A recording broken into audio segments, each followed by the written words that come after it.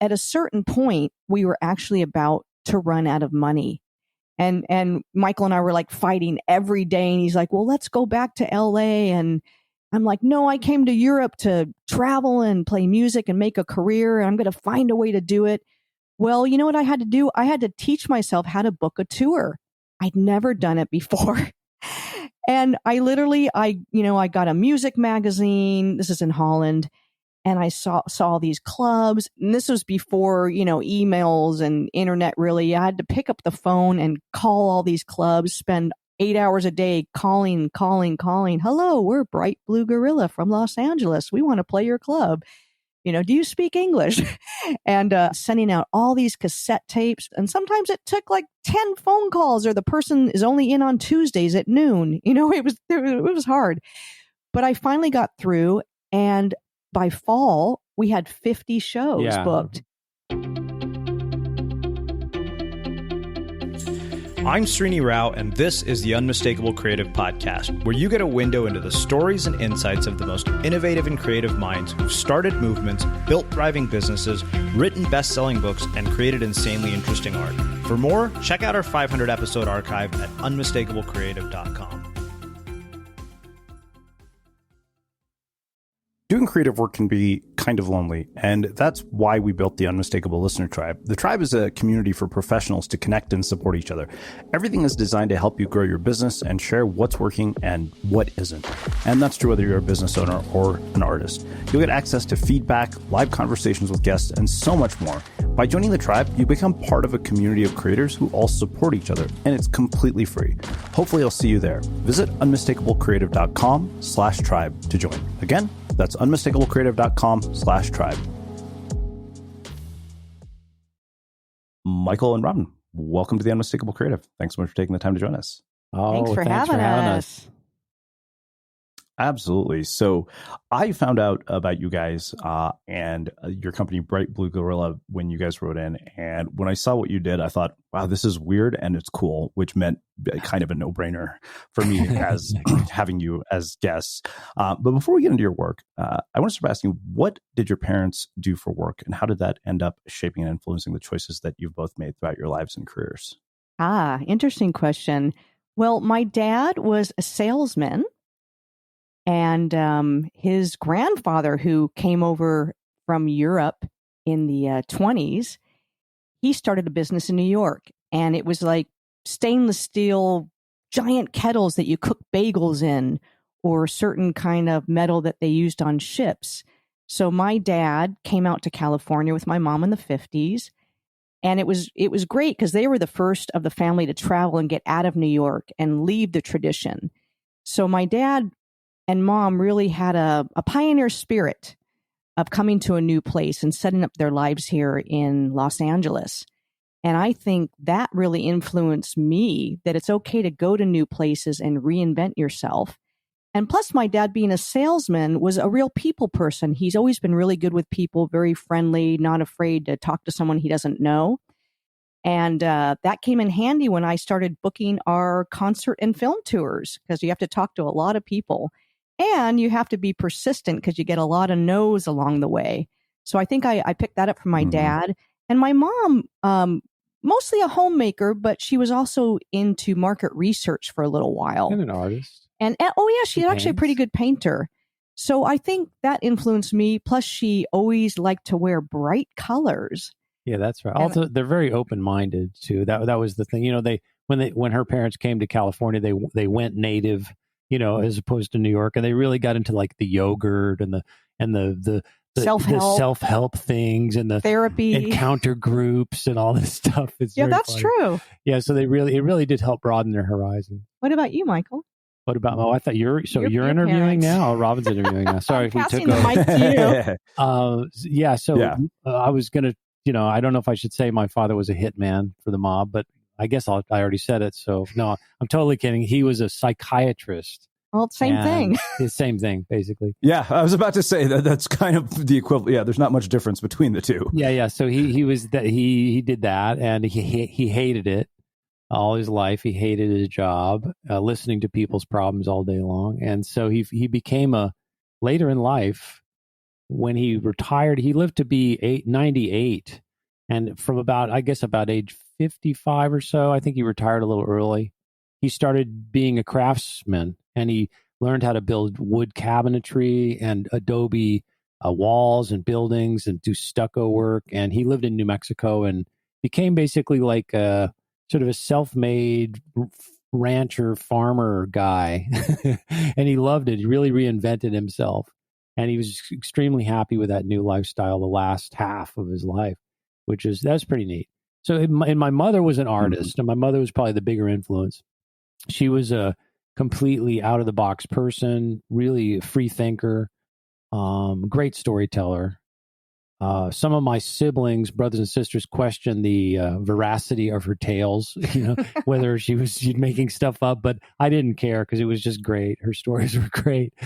So, and she was extremely positive in one way that really affected me, that early on, it was said like a mantra to me: you can do anything you want if you just figure it out.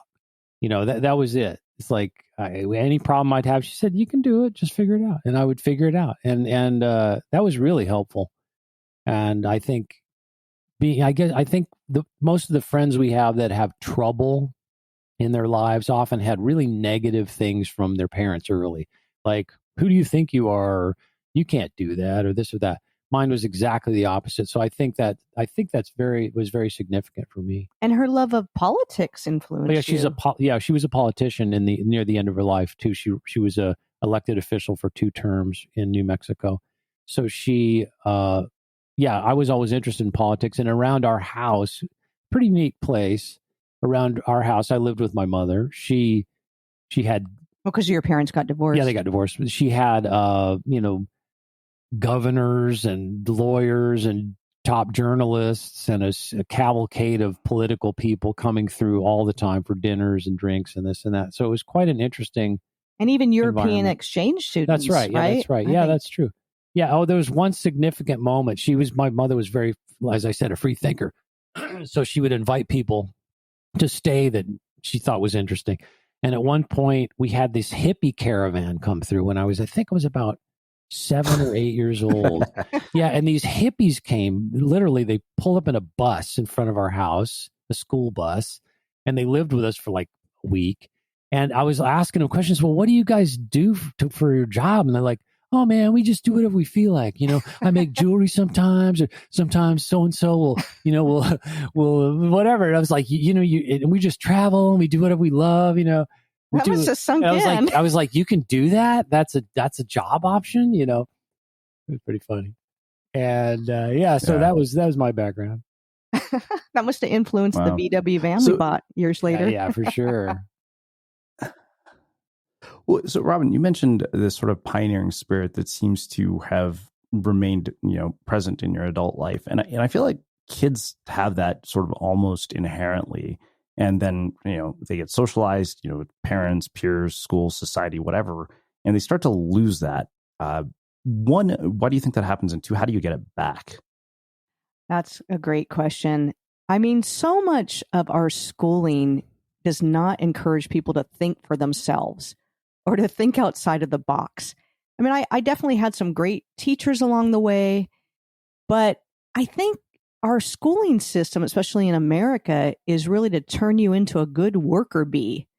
They don't really give you life skills. I think there needs to be more spirituality in schools and, more thinking outside of the box. But I do think, kids definitely have the pioneer spirit and they have imagination. And depends on the kid. Yeah, we all come in. You come in with I mean, we were yogis, and so reincarnation is kind of a precondition to our thinking. So it's like you come in with stuff that you brought, and so that's why kids are so different in the same family. Yeah, that's really true.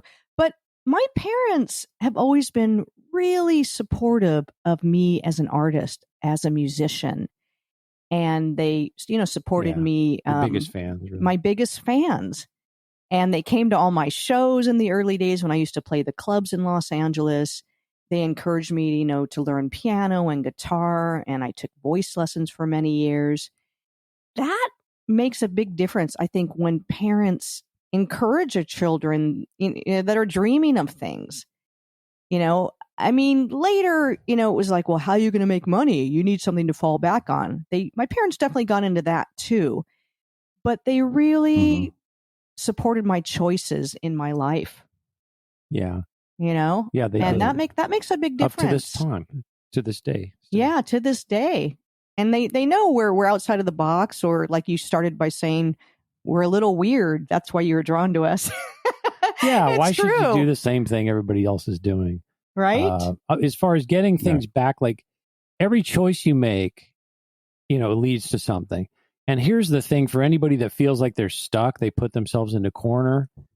You put yourself there so you can get yourself out of there. And that's really important to remember. You have, by little choices, it's like you don't have to do anything totally dramatic necessarily, but if you start making small choices that guide you to where you want to go, you will get there. You can change because you put yourself where you are. That's what people forget that. They forget that it's self-created. Everything's even though self-created. It seems like, this person's doing it to me. I would say no. Again, yoga philosophy. If it's not in you already, it can't resonate with you. It can't affect you. If you don't have that seed of the same problem you're complaining about coming from someone else, that they're pointing it at you, if you don't have that same essence in you, then you wouldn't get it. So if you look within, start to work to change yourself the way that you want to be, it takes time, but if you start, you will do it. You can change. This episode of The Unmistakable Creative is brought to you by ThoughtWorks, a global technology consultancy that's hiring senior and lead developers, data engineers, infrastructure consultants, and more to join them in their roles across the United States. It's pretty clear that last year changed our working lives forever, and maybe it made you realize that you were ready for a change. At ThoughtWorks, they challenge curious minds to make a real impact, get to know them, and discover how you can make your mark in tech. At ThoughtWorks, you're free to seek the most ambitious challenges, free to change career paths, free to use technology as a tool for social change, and free to be yourself. They're looking for change makers, opportunity creators, status quo shakers, thought workers. And if you're listening to The Unmistakable Creative, that's probably you. Learn more and apply at thoughtworks.com/careers. Again, that's thoughtworks.com/careers. Mm-hmm. Well, Robyn, I want to go back to the thing you said about, your parents being encouraging while simultaneously also bringing up the conversation. Okay, how are you planning to make a living? Because, and I've mentioned this briefly on the show before, so I won't go into too much detail, but my dad talked me out of being a music major, and I'm glad he did because I played the tuba, and, you were literally waiting for somebody to die for a job to open up. And I don't regret that he did that. And, I think that to me, I think when parents talk to their children, I even remember writing an article about this that actually pissed off some of my readers. And I said that in a lot of ways, parents aren't wrong when they discourage their children from, choosing to pursue careers in the arts, especially if they don't paint the reality of what they're getting themselves into. So I wonder what that side of the conversation was like for you, Robyn. Yeah, well, that's interesting. I mean, you definitely have to feed yourself. You have to make a living with your art if you don't want to just do your art as a hobby. But what does that mean, make a living? Michael, that's really the point. What does it mean, make a living? And that's one thing I think it took my mom and dad a while to understand, that I didn't want the same things as they wanted. In their generation, it's like, well, you get a house, you get a car, you have a family, A plus B plus C plus D. There's a certain route to take, kind of what everybody else was doing. So for me, like my mom, I remember one time my mom actually visited me in Ghent, Belgium. Oh, yeah. Most of the years, Michael and I, we haven't necessarily rented places for long terms. Our lives are project based. Because we've been touring musicians. Yeah, touring musicians, or we want to shoot a movie in Australia. Let's go there for a couple months. Let's go to Berlin for a couple months. We do move around a lot. But at this point, we got an apartment for a couple months in Ghent, Belgium. And my mom actually came to visit me. And she came alone, which was amazing because she never really traveled without my dad. That was a big deal for her. But in the early days. In the early days. And I think at that point, Michael, you were back in Los Angeles. Yeah, that was right? when I was in LA. This is about early 90s. This is probably 91 or 92, something. No, maybe even 91. Yeah, but I remember my mom basically visiting me, and she was crying because she felt sorry for me. And she's like, I want you to have nice things. No, because the apartment, there was nothing in the apartment. We basically, like, when we get an apartment, we're usually not going to be there long. So we have like a mattress on the floor. We have we find a cardboard box and put a cover over it, cloth like from India over it, Indian cloth over it to make it look like a table. And we use that, it's like very basic, very utilitarian. Right? So that's what she was responding to. Her house, by contrast, is chock full of knickknacks, thimble collections, doll collections, things that make her happy, which is fine. Yeah. That's what makes her happy. Stuff. But I like feeling free. When I'm done with something, I don't mind putting it on the street. One of the cool things about Berlin and also in Belgium is people put beautiful furniture on the street, even a TV on the street, things they don't want anymore for other people to find. So we actually found some great stuff on the street as well to decorate our apartment. But mainly, I'd say to my mom, I'm not interested in things. I'm interested in experiences. I'm interested in adventures. I'm interested in just enjoying the moment, the journey. I don't need to collect things or own things. Nothing is permanent in life.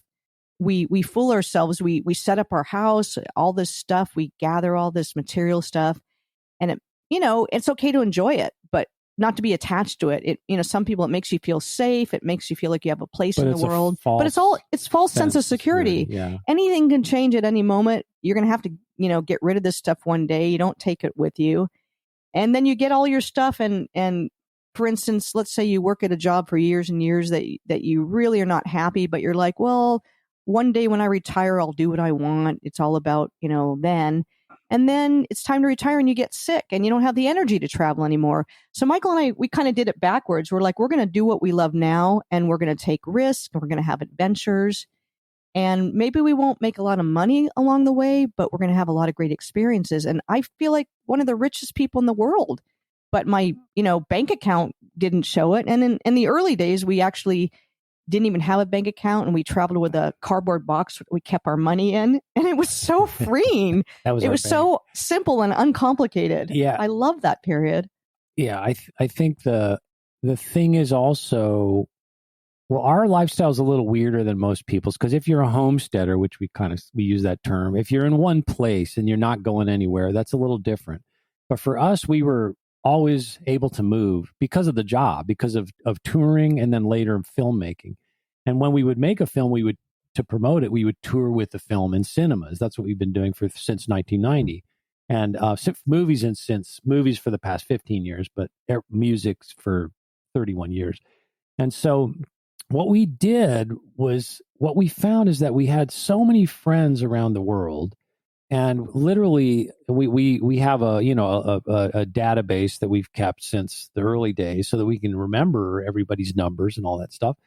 And we have so many thousands of friends all over the world that whenever anything is needed, we just put a little shout out to our friends and we say, hey, we're looking for this. We're about to do this. Anybody have ideas?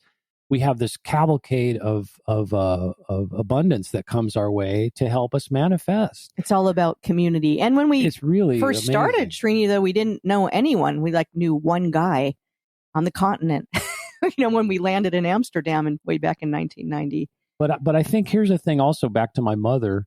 One of the things that I got from her is she really clearly never burn your bridges. Yeah. She was like, I can count on one hand, after all this time, people that I really have a huge problem with, that I have a real, negative issues with on one hand, after 31 years of traveling the world and also my life to that point. So that's one thing, is whenever we go somewhere. Also, I was a Boy Scout, and there's a thing like always leave a campsite in better condition than when you arrive. That's right. And I was a Girl Scout. Yeah. And so we always try to do that too. Like we're like the best guests you'll ever have in your life. We know where to get out of the way. We observe how everything is in the room physically. We've had a lot of training. All this stuff. So we really have I think because we have such a deep bench of friends that we truly care about and care about us, that's abundance beyond belief. And that's prosperity in a terrifically stable way. Yeah, that's right. And for sure, though, going back to where we started, you need to be practical. You need to figure out, how am I going to feed myself? How am I going to travel? How am I going to buy that train ticket? So you have to educate yourself and learn about what you're doing the best job you can, saving money where you can, looking for deals. Be a good planner. Be a good planner. You have to plan. You have to think. You dream. But you do have to be practical. And I'm glad that, I didn't graduate college, but I went for a couple years. I was like an undeclared major. But it was good to educate myself and learn about different things. 18 years of college down the drain. 18 years of school down the drain? No, college. Oh. But definitely, I think I learned so much more by being out in the world and interacting with people and having adventures. I learned by doing. And that's been our whole lifestyle, really. The way we make films, the way we make music, the way we've learned anything in our lives, it's been by doing. So I also think with education, kids need more experience than sitting in the classroom and memorizing things. Mm-hmm. There needs to be more action. Mm-hmm. Yeah, I mean, it's funny you say that, because I signed up for a master class, and in my mind, I was like, what is the point of just consuming this content? So literally, for each class I take, I do a project. So I took Ken Burns' documentary filmmaking class, and I was like, okay, cool. I'm going to make a short documentary about the women in my family and how, they're amazing cooks. And it was super fun. And, I learned all this stuff that I had no idea about. And it was super useful because I actually went out and applied it. And it's like all these people are sitting around, in the discussion board discussing lessons. And I was like, what is the point of this? I took this class specifically so I could learn how to make a film. So I should go make the film. That's great. That's awesome. Great. Good. Don't you learn by doing? And it's great because, you make a lot of mistakes. Like with filmmaking, we said, we're not going to spend the money to go to film school. We're just going to buy a camera. Michael knows how to write. A lot of our friends are actors. We do music. I was editing already. Oh, yeah. Yeah. But let's learn by doing. And we know we're going to make mistakes, but we know each movie is going to get better. And it was a great way to learn because you really jump ahead. Like each movie is a giant leap up, not just a small leap, because you learn by doing and you learn what mistakes you don't want to make again. Yeah, you're really smart to the way that you handled that masterclass, the Ken Burns thing. That's really great because until you start doing stuff and making mistakes and then fixing them, you really don't, it doesn't burn in your mind, the lesson. And there was a nice thing that we heard from a monk we know, one of the yoga path we're on. They said, it was a story they were telling about IBM, I think. The early days of IBM, one of the developers there was having trouble with a particular thing. And he went to his boss saying, hey, look, it's just not working. I can't crack this problem. And the boss's advice was double your failure rate. He said, double your failure rate. And so, do more experiments, double your failure rate. And as soon as he did that, he figured it out and cracked it. I thought that was a really nice way to look at it. It's if you make a mistake, it's not a failure. It's a total wonderful thing because you just learned, okay, that doesn't work. Let me see, try again. Personally speaking, I find I have to do things usually 3 to 5 times because it's like triangulation. Imagine firing at a target. For me, I'm like if you're firing at a target, you fire and I'm like way to the right. And I'm like, oh, okay, way out. So then I overcompensate usually. Boom, the second attempt, I'm way to the left. And then the third one, sometimes boom, right in the middle, or maybe 5 times to finally get to where, that works. That's it. And then from that point on, something, you'll find, I mean, when you have to make a doc again as a filmmaker, you'll just immediately have almost like like understanding a language. You'll be like, oh yeah, boom. Mm-hmm. So pretty neat. It's funny you say that because I shot a trailer for, my roommate's, speaking reel. And I remember we sat down and he was like, why the hell are you asking me all these questions that have nothing to do with my work? And trust me, there's a method to my madness. So I'm an interviewer. You should trust that I know what I'm doing here. Because I realized that, I was like, I don't need, everything you're going to say. But the thing is, if we start out this way, you're going to naturally say what I want you to say. And it's going to sound amazing because we're not forcing a structure onto this. And that was one of those things that even, going through that Ken Burns class I learned was, just record interviews. And then the other thing that, I finished Annie Leibowitz's masterclass and I've finished shooting a series of portraits of my roommates. And I was like, okay, that was super fun. But yeah, each one. And I think the thing that I love about this is that it forces you to be creative with no agenda, which is incredibly valuable because it can apply to other projects. But Robyn, really appreciate the fact that you mentioned that you have to be practical, because I think that one of the things that has come about, as a result of sort of this self-help new agey world that we live in with podcasts like mine, and the people that even come here and all these books, is this almost irrational, almost delusional optimism where the practicality isn't taken into consideration and people don't consider context when they hear advice from other people. So I think that that's invaluable that you mentioned that. Oh, good point. Yeah. Exactly. Absolutely. Yeah. And when, when we first went over to Europe, you probably read our story. We sold everything we had. We bought one-way tickets. We had backpacks and guitars and knew one guy on the continent. And our dream was to travel and play music. We really didn't know what was going to happen or how we were going to do it. But we were so inspired. We're like, somehow we're going to find a way. We're going to see what unfolds, what comes into our path. Well, at a certain point, we were actually about to run out of money. And Michael and I were like fighting every day. And he's like, well, let's go back to LA. And I'm like, no, I came to Europe to travel and play music and make a career. And I'm going to find a way to do it. Well, you know what I had to do? I had to teach myself how to book a tour. I'd never done it before. And I got a music magazine. This is in Holland. And I saw these clubs, and I'd done it a little with my band, so I gave you a couple of tips, like how to make a package and this kind of thing. Yeah, that's true. But this was before emails and internet. Really, I had to pick up the phone and call all these clubs, spend 8 hours a day calling. Hello, we're Bright Blue Gorilla from Los Angeles. We want to play your club. Do you speak English? And I learned a few words of Dutch for my intro. But anyway, I ended up calling and sending out all these cassette tapes. We were doing cassette tapes at the time. And then I had to do follow-up calls. And sometimes it took like 10 phone calls, or the person is only in on Tuesdays at noon. It was hard. But I finally got through, and that was like summertime. And then by fall, we had 50 shows booked. Good shows, too. Good shows. Yeah, that was the beginning. Yeah. Right? And it was working. I was like, wow. Because she got 50 shows, this shows you how one thing leads to another. That's another principle. One thing leads to another. So if you want to go somewhere really far, start going now in that direction. And one thing will lead to another. So Robyn booked 50 shows. And in Holland, whenever they have a concert tour, it's always listed in a certain magazine there. And a booking agent, saw this listing of 50 shows of us and called us and said, hi, who is your agent? Because I've never heard of you guys. And we said, we're our agent. And then they said, not anymore. And that's how we got our first booking agent. They picked us up and we're our agent for like 20 years or something. Long time. Yeah. I think that, this is such a reinforcement of that whole Seth Godin lesson of stop waiting to be picked.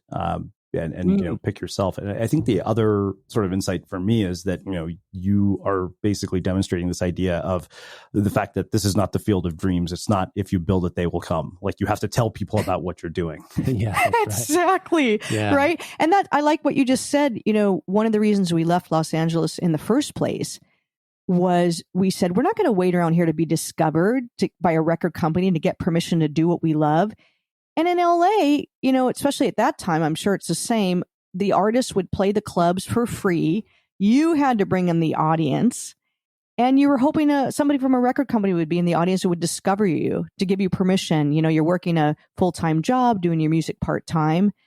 And that's when we said, you know what? We're quitting our jobs. We're selling everything we have, and we're going to go create a career. And it's going to happen. We're going to put ourselves out in the world.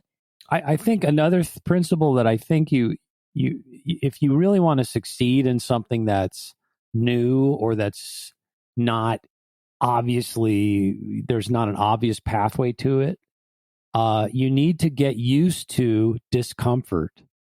You need to get used to discomfort. You need to get used to not being comfortable in luxury wise. You need to be willing, I don't want to say suffer, but you need to be willing to bear the discomfort of like not knowing for sure about something or not having things exactly as you would like it. It's actually really good for your all personality. Laid out for you, right? Yeah, because a lot of the times now, we've toured 31 years and we've had a really good career all over the world. And we have, like I said, friends everywhere. But there were many times when we weren't sure where we were going to, we did a gig, and whenever you do a show, you can usually stay with the promoters or the people that are doing it, or the students that are putting on the concert. So once in a while they give you a hotel, but most of the time, most of the time it's that. So we're staying with different people every night. And, people are different. If some people are clean, some people are not clean, right? And so a lot of times, there's no heat or there's no hot water, there's no hot water, this or that. So there was a lot of, in yoga philosophy, it's called titiksha. It's like having even-mindedness. When things are painful, you just I can get through this. And when things are really beautiful and really joyous, you enjoy it, but you don't go too crazy. Oh, I'm so excited. You just enjoy. So it's even-minded. So we got a lot of chance to practice that. For those that are not yoga practitioners, it's basically just get used to discomfort. If you're on the right path and you see that it's leading you where you want to go, or at least in that direction, things will improve.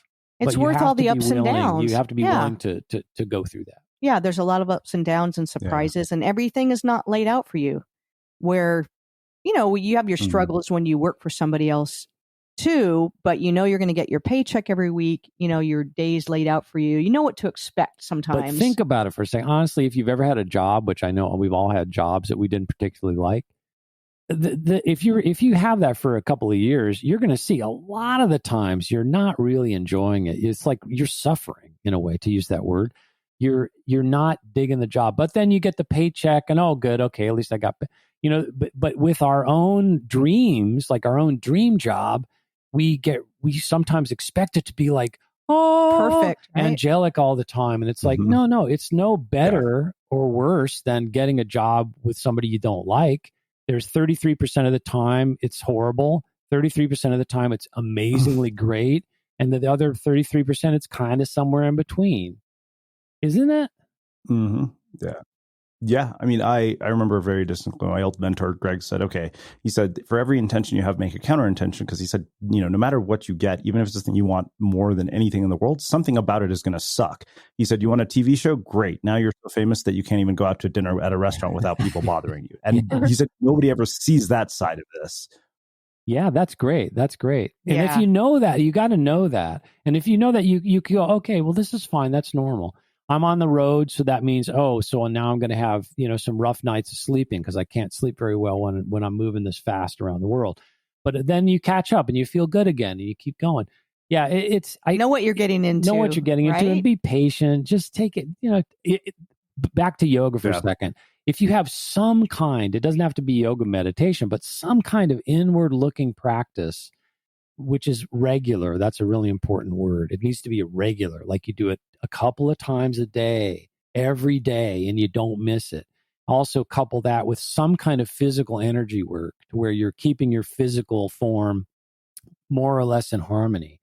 If you do those two things, you got to do those two things in some form if you want to go long.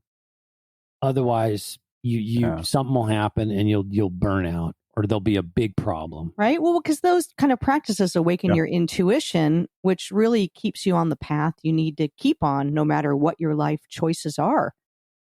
That's the thing. A lot of people in the pandemic are starting to do that sort of thing, which is really encouraging. They were more meditation and this and that. That's very good. A lot of inward looking now. So that's helpful. Yeah. Yeah, I mean, it's funny because we talk about attention. We have a new course on managing your attention, and one of the modules is about meditation. And when people say, "Oh, I don't have the time," and it's something I just realized after developing a meditation practice. I said, for 10 minutes of meditation, you're going to get an hour of focus in return. So it's actually not taking time; it's giving you time. Yeah, it's sharpening the axe. Sharpening exactly. the axe. That's such a good point. And Michael and I we talk about that all the time because, maybe it would take you 8 hours to accomplish something. But if you meditate, like Michael said, sharpening the axe, you're in tune, you're going to be guided to making the right phone calls, to writing the right messages, whatever it is you're trying to accomplish. And you could probably accomplish that in 4 hours of work instead of 8. Yeah. Sometimes it's hilariously obvious, when you're there's some big problem or something that you just can't figure out. and you've been working on it, and then you say, okay, I'm just dropping it. You go in, you interiorize, you get into you try to attune with the spirit that's projecting this whole dream world thing, and you finally go in deep. Hopefully, you feel some bliss, and then you come out and instantly call Scott Smith. It's like, oh yeah, that guy with the thing. That's happened so many times. You call him and he goes, hey, I was just thinking about you guys. Da, da, da, da, da. And then boom, he's got the solution, I can't tell you how many thousands of times that stuff has happened. It's hilarious. Well, I had to ask how the two of you met, and the fact that you've made this work for 31 years. There's, in my mind, so many lessons in just that alone. So how did you meet, and what is it we can learn from the fact that somehow you've sustained this for 31 years? We met in a bar. But it was a bar, actually. Amazing. Well, so now you tell the story. And we don't even drink. No, we don't. No, it was actually a music club. Yeah, but it was a bar. Which was a bar. Coconut Teaser. The Coconut Teaser on Sunset and Laurel Canyon. And downstairs is where they put the hippies. Yeah. 8121. The 8121 was the singer-songwriter club downstairs. And so Michael and I were both performing that night. And we were both playing solo. And I was playing some songs. Michael saw my set. And then he was setting up for his set. And I saw a couple of his songs. And at the time, I was looking for a guitar player and somebody to co-write some songs with. But I had to leave early. I couldn't meet him that night. But I really wanted to meet him. So I took one of my cards. At the time, I was a massage therapist. That was one of the jobs I had in LA. And I wrote a note on the back saying, hey, want to get together and write some songs? Here's my phone number. And then it took 2 weeks later for him to call me. Because I was married at the time. And so I had this massage card. What's this? She was a real massage therapist. It wasn't like that kind of massage. That's right. And he said, my wife and I live in Hollywood. And I'd like to get together and write some songs. I was like, darn, he's married. Because I also was definitely attracted to him. But he called me and we got together and we wrote a love song. Yeah. That's what happens when you write a love song, you fall in love, right? Right. But it was good that. But we were friends. That was the thing, is because I was married and I did have some small amount of decency. I said, I just want to be friends. We're just going to be friends. Which was the greatest thing, because for a year we were friends. Yeah, we were friends. I think that's why we lasted 31 years. One of the main reasons. That gave us a great foundation. But I was really devastated because I knew that this was my soulmate and I knew we were meant to be together. But I thought, well, we met at the wrong time in our lives and we won't be together. So I was also really sad. But like Michael said, we got to be friends. We got to know each other. And then it was really a surprise that we ended up getting together. Yeah. The marriage that I was in was never good. And it was just going from bad to worse. So there was a significant point where I said, I can't do this. And so I remember, I was at therapy. My ex-wife, had gone back to New Mexico where we were planning to move. And I was at the same therapist office that we had gone to as a husband and wife. And the therapist was like saying, what do you want to do? What do you want to do? And I was like, well, I can't do what I want to do. I have responsibilities. She said, wait, whose life is it anyway? And that was like, oh, yeah, that's true. And so she said, what do you want to do? And I said, well, I want to stay here and I want to be with Robyn. And she said, do it, So it was really interesting. And I like what she said. If you could push a magic button and everything would just be like you want, what would it look like? And so I put the scenario out there and she said, push the button. So I called, there was kind of a funny, dramatic thing that on the way to telling Robyn, I used the therapist's phone to call Robyn. I said, can I use your phone? And I called Robyn at work and I said, hi, Robyn.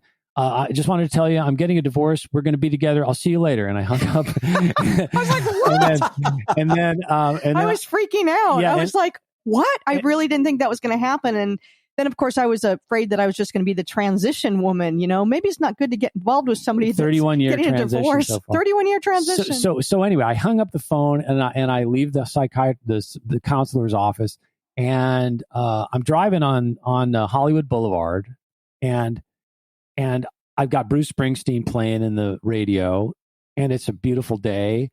And I've got this gold wedding ring on my finger, and I never liked having a wedding ring on. It always felt like a like a handcuff or something. I for this marriage, I've never worn a wedding ring. So that one, I never liked it. And I was at the traffic light, and the sun caught the gold ring and it shined back in my eyes. And I looked at that thing, and across the street was a homeless guy going through the trash. And I was at the red light. And so I pulled off that gold ring and I threw it towards the guy, and it rolled towards the guy. And I said, "Hey, pick it up." And he looked down at the gold ring, and I said, "Pick it up, it's yours." And then I drove off. And so somewhere a homeless guy hopefully cashed in the gold ring and had a meal. Right. And it's, Wow. it's been an amazing relationship. We both changed and grown so much and had so many adventures together.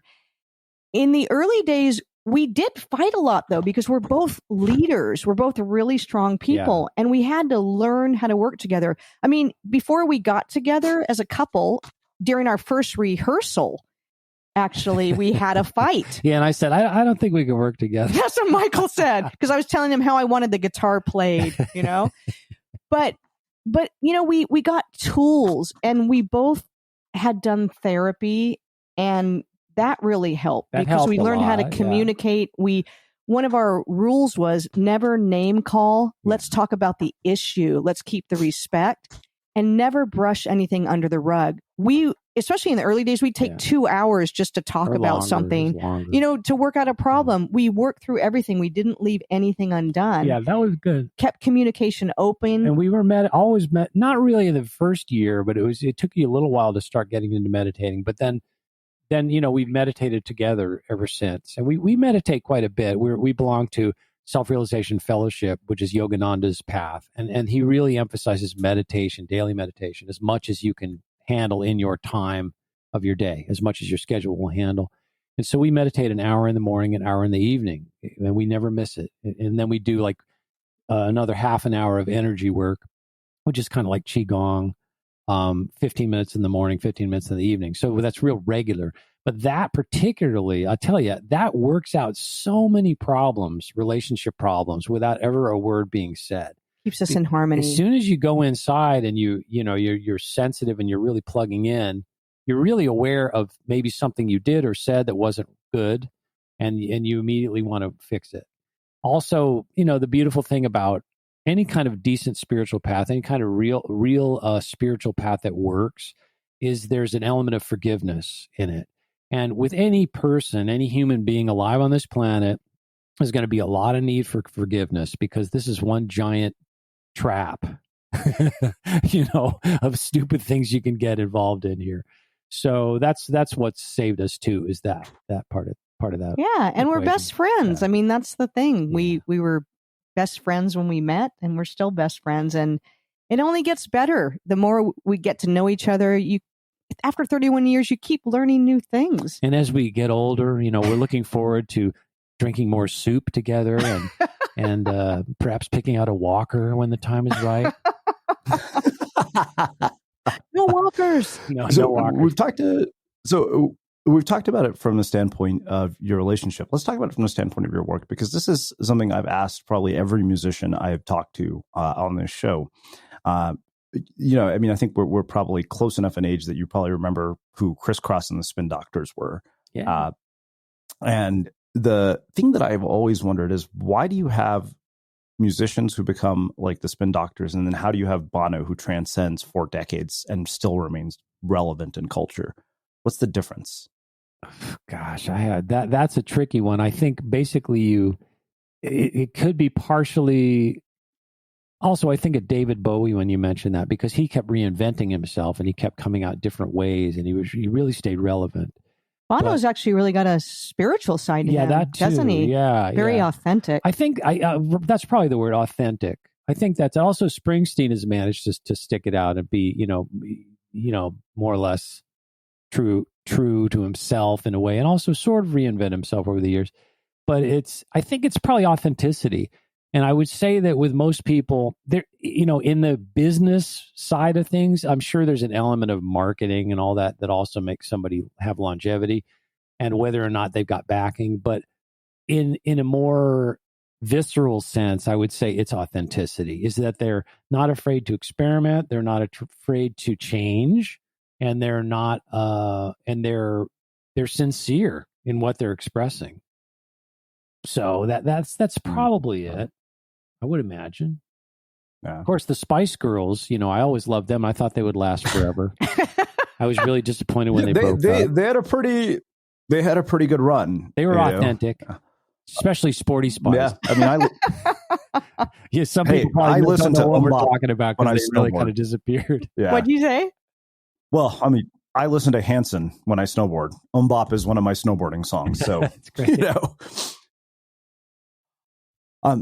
One thing that I wonder, you guys have been all over the world, and I wonder across cultures, what is seen as the perception when it comes to the value of creativity in different cultures, and what you've learned from each one, which I realize probably to do all of them would take another interview. But I'm curious, and I think part of what intrigues me about this, and the reason I asked this is, we were talking earlier before we actually hit record about India, and how here's a country that produces insane amounts of art and beautiful art, music, movies. I mean, their movies are questionable when it comes to the quality, but that's my opinion, not everybody's. But the funny thing is, it's also a culture that discourages people from becoming artists, which is so weird to me. So I wonder, when you've looked at all these different cultures, how is the value of creativity perceived across these different cultures? Well, I have found, especially around Europe, that there seems to be more support for the arts. There's more, that's starting to change now too. Things are getting more materialistic. Artistic budgets are being cut. But a lot of people we met along the way, they got support from their government. There were a lot of programs. And when they were out of a job, there was money for them. Also, just the cost of living was cheaper. And the arts are sort the respect of for the arts. It's not just government funding. It's that also, like in Holland, for example, there was a thriving club scene there where you could perform. Well, and so it's like, it wasn't government funding. It was just basically that people would go to hear you sing every weekend or every 4 days a week. Yeah. So you could you could make $400 or $500 doing a show. And in the early days, there were all these. They were called youth clubs. Even the smallest town had one. And everybody would go there every Friday night, no matter who was playing. They trusted the booking agent to bring quality. So our name didn't have to be known for them to hire us. Yeah, that was one of the things that really got us off on the right foot, is we spent the first few years really focusing on Holland. We also went to Italy and to Germany, some other places, but Holland was our main place where we performed. And because of the culture they had, that club culture, pub culture, really. Yeah, that's true. But I tell you, it was smoky. Back in those days, in the early 90s, everybody smoked cigarettes or cigars or whatever. And it was like, wow, you walk in there and it's like a fog machine. And so your eyes would be burning at the end of the night. That was the tricky part in the early days. That's not like that anymore. But, yeah, that wasn't fun. But the clubs though did get some government money, because that's changed. It changed where then they started asking in the later years, well, how many people can you draw? It started to become more like LA. Like LA, yeah. But even in in Germany and Berlin, there's a big film fund.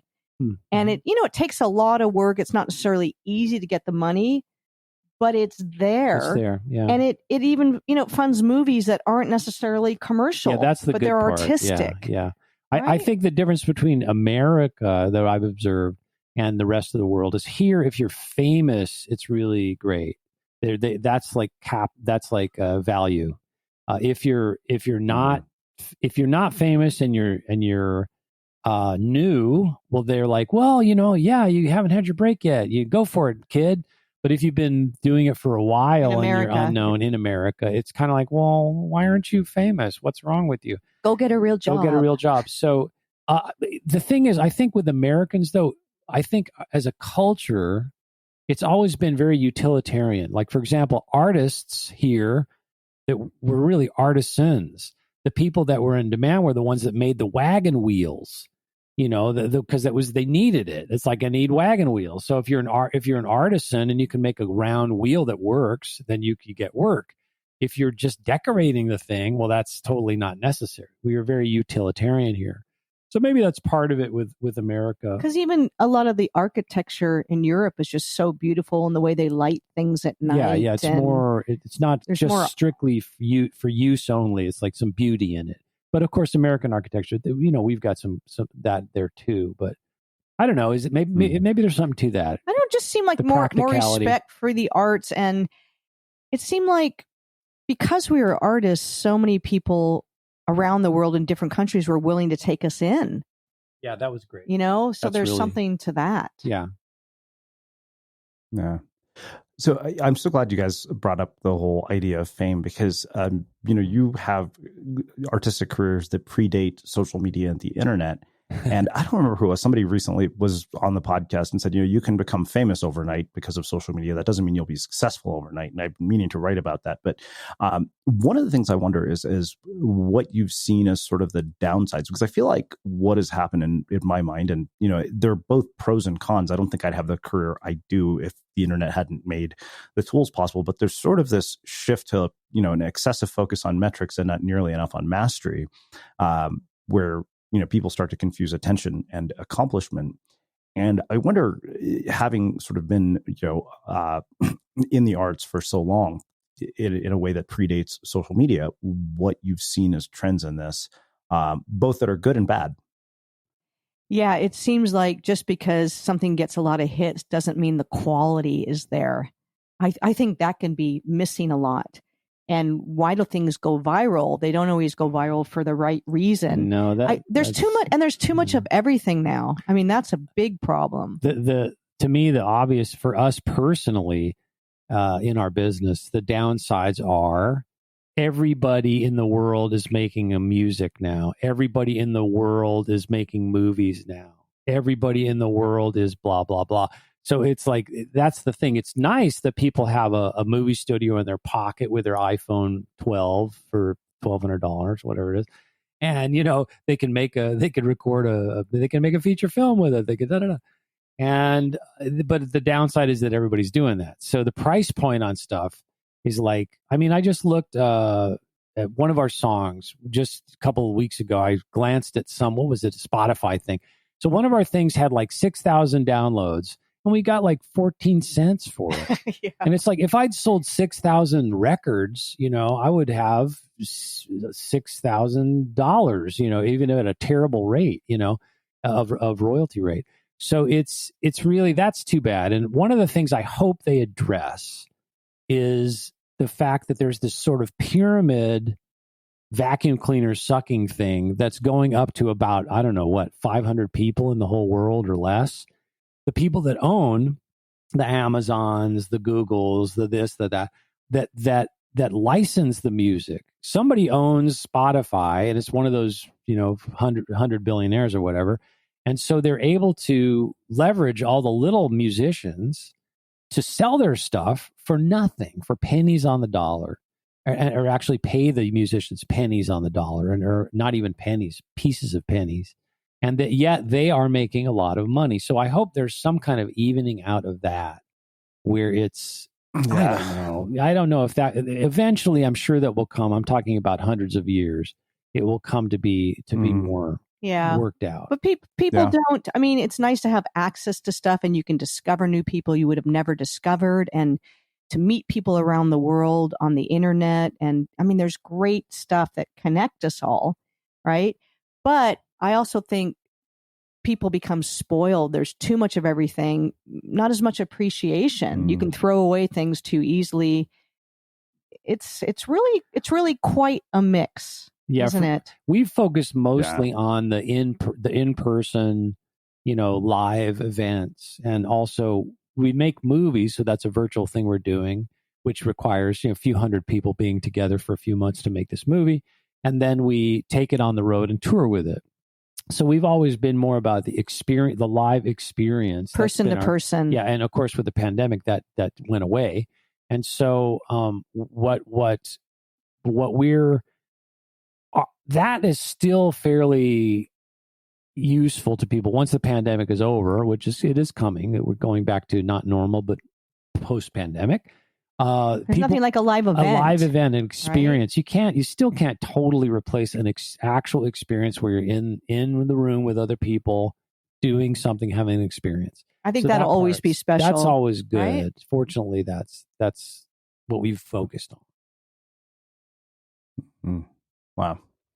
Yeah, no, I absolutely love this. I mean, I think you guys are speaking my language, because I mean, even when William Dershowitz, who wrote a book called The Death of the Artist, was here, he said, what most people don't realize is that, yes, anybody can, start something, build something. And he said, but the key word there is anybody. And he said that if you look at sort of the tech platforms like Google, YouTube, Spotify, the artists that basically build these platforms get nothing in comparison to what the companies do.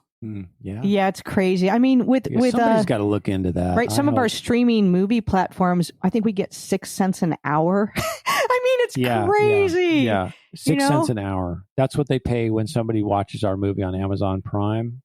6 cents an hour. Yeah, it's absolutely nuts. Wow. So the live events are how you can make a living as an artist. I just think it would be great if back in the old days, back in the 70s, when there were like governmental board groups that were looking at how, like, why did the airlines make this much money, or why are they charging this much fee? It was what do they call that? It was regulated. Yeah. Back then in the 70s, they would probably have a commission to say, wait a minute, how much is Amazon making, or how much is Spotify making on the people, and how much are they paying the artists? Like, for example, in Holland and the Netherlands, that was the way that in the early 90s, that was more the way their government worked. They would say to the landlord, okay, landlord, you say that you want to raise your rent to $1,000 instead of $500. So why? Show us your costs. What are you doing that suddenly is worth twice, that you can get that money? Why do you need 1,000 instead of 5? They would have to demonstrate it to the government before they could raise their rent.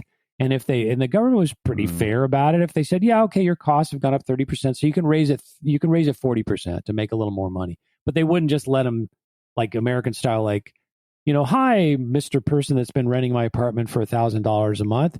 We've decided as of next year, your rent's going to be $3,000. Right. We'd love to have you as a tenant, but if you can't afford it, we understand, and we're happy to help you move on. Yeah, totally. Wow. Well, this has been really, really lovely and insightful and thought-provoking. I love talking to you guys because it's just sort of not a linear conversation at all, which makes sense considering what you do. So I have one final question for you, which is how we finish all of our interviews. What do you think it is that makes somebody or something unmistakable? Because we're so young and cute. No, that doesn't work anymore. Golly, I think for us, it's just that, like I said, we're just doing what we do.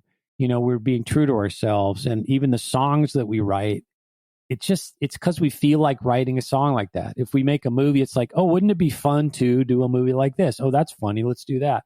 So it's stuff that we feel is fun or worthwhile in some way, just personally. And so we do that, and nobody's telling us, oh, you can't do that. It's not marketable. And so we just do what we think is fun or nice. And then people decide if they like it or not. And fortunately, enough people know us where they say, oh, it's the Gorillas. That's their weird gorilla stuff. I their weird gorilla brand. Yeah, I think it's not having to fit into a box. Yeah. Not, doing what people expect you to do. What does your heart say? Follow your heart. It's such a cliche, but what inspires you? And I think, are you serving others in some way? Are your choices making you a better person and giving something to others? Not to be too self-centered. Also for us, it's like, it's important that what we're doing is coming from the right place. For example, if your driving force is you want to be famous, you want to be loved, you want to be known, you want power, I want people to know my name, I want to be able to get into any place I want to go because I'm famous. Well, there's something else behind that as well. What are you actually looking for? In a way, what you're looking for is omnipresence. That's what you're really looking for, which is the natural, according to yoga philosophy, again, that's the natural state of the soul is omnipresence. And so you're basically seeking what your spiritual path would guide you to, but you're seeking it through worldly things, which is always bittersweet, and it never quite works out. If you haven't noticed, there's two sides to the coin here on the earth. There's the dark and the light. And so, you're gonna have some of the things that you think you want and a lot of stuff you never wanted that came with it. That's the earthly way. But if you find a spiritual correlation for any desire you're having, and you look that way towards the source, you're going to find actually the fulfillment there. And so what I'm saying is, if you clean up your desires a little bit, you make them a little more clean, rather by clean, I mean not enmeshing you in a bunch of stuff you didn't intend to get into, but more pure. There's a funny saying that the yogis have that when a yogi, a true yogi who's attuned, with the universal source, does an act, it's like writing in water. That it goes away. It's like it doesn't have any adhering properties. It doesn't have any entangling properties. They do the action, but it was pure. Their motive was pure, and so it like writing in water with your finger. It goes. It's there, and then gone. And so you're not entangled by it, enmeshed by it. That's one thing we always try to really think, why do we want this? What are we after here? To be honest with yourself, right? What's driving you? And because a lot of times we realize, that's what we're looking for. We're not actually, what we're looking for is not that thing. It was this, it seems like that thing, but it's not. So again, it's basically introspection, self-analysis, introspection. Yeah. And coming from a place of joy. And is it going to bring joy to others? Yeah. Joy is a nice thing. I don't think you can go wrong with stuff that's genuinely joyful, or that brings some kind of joy or that kind of higher feeling to people. Anything that does that is fine. And doing our best to uplift others. That's the kind of art we want to create and the kind of lives we want to live, to uplift others. One last thing I got to say about it being an artist, though, it's also an important job of the artist to help people emote. So you might be presenting a dark, tragic tale that helps people get in touch with that and let them emote, let it come out, let them feel. Because a lot of times, a lot of people we're just so stuffed down, we're so shut down as humans. The artists, a great purpose of artists is to help open that stuff up. So it doesn't have to be a happy thing you're doing. It could be a tragic, dramatic tale you're telling or singing about. But the important thing is that it's genuine and that it will help open up a genuine emotion in someone. Back to authenticity. Yeah. Amazing. Well, I can't thank you guys enough for taking the time to join us and share your story, your wisdom, and insights with listeners. Where can people find out more about you, your work, and everything that you're up to? brightbluegorilla.com. That's right. Operators are standing by. Yeah, actually, our website is great, brightbluegorilla.com, and you can email us from the website, and we will write you back personally. Yeah, we will. There's no middleman. Or middle woman. There's no middle woman. Amazing. And for everybody listening, we will wrap the show with that. Thank you for listening to this episode of the Unmistakable Creative Podcast. While you were listening, were there any moments you found fascinating, inspiring, instructive, maybe even heartwarming? Can you think of anyone, a friend or a family member who would appreciate this moment? If so, take a second and share today's episode with that one person, because good ideas and messages are meant to be shared.